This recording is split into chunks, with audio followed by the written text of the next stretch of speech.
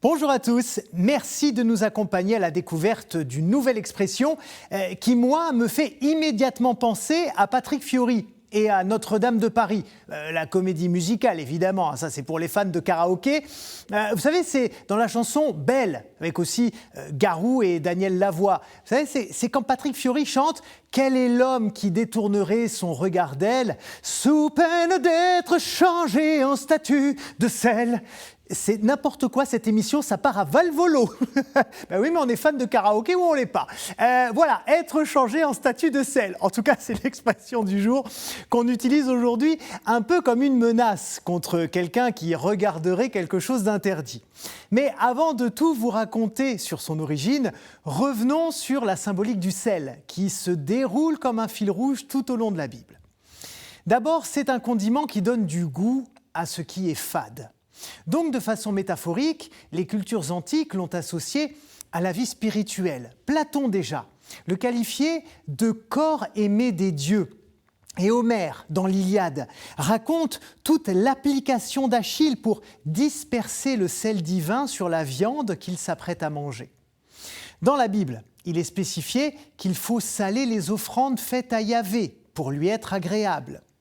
Dans le Nouveau Testament, ce condiment symbolise également la sagesse, la pureté et la force morale. Jésus dit bien à ses disciples qu'ils sont le sel de la terre, c'est-à-dire ceux qui lui redonneront de la saveur grâce aux valeurs de l'Évangile. On sait également depuis bien longtemps que le sel permet de conserver les aliments. Du coup, il représente très tôt tout ce qui est incorruptible et solide dans le temps.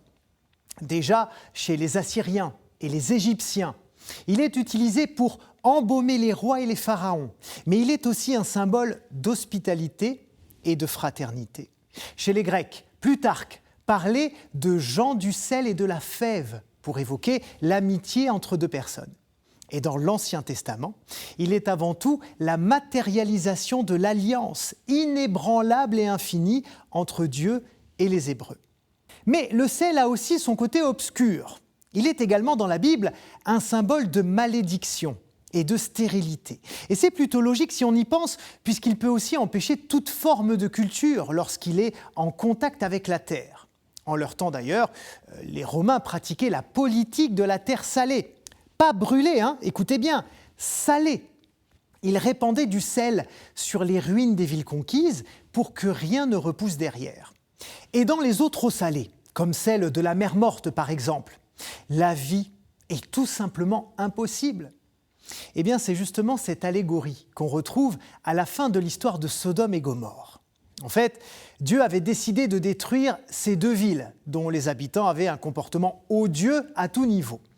Du coup, le Seigneur y envoie 2 anges pour vérifier si les nombreux péchés reprochés sont bel et bien avérés. En arrivant, ils sont accueillis par Lot, le neveu d'Abraham. Il les fait entrer chez lui avec gentillesse, bienveillance, sans aucune arrière-pensée, finalement fidèle à lui-même et à l'enseignement d'Abraham. Yahvé constate alors que dans ces villes corrompues, il y a quand même un juste qui mérite de vivre. Il décide donc de l'épargner, lui et sa famille, mais à une seule condition.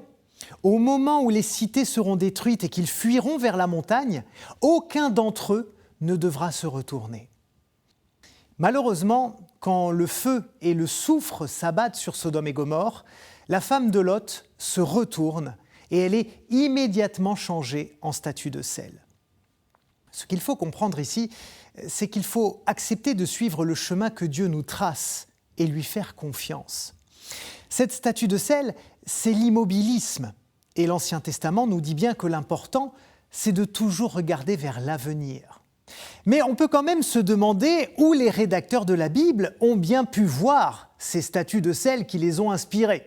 Eh bien, certains d'entre vous ont peut-être la réponse. Sur les bords de la mer Morte, bien sûr. Si vous avez l'occasion d'y aller, vous y verrez des dizaines de stalagmites et stalactites naturels millénaires entièrement composés de cristaux de sel. On peut donc imaginer que la femme du roi Lot est encore là quelque part et que ces silhouettes rappellent la nécessité d'avancer quelles que soient les épreuves. C'est en tout cas de cet épisode qu'est née notre expression. Et puis de mon côté, je vais continuer de regarder vers le futur en vous préparant encore plein d'émissions intéressantes pour les semaines à venir. Très belle semaine, à très bientôt sur KTO. Ciao.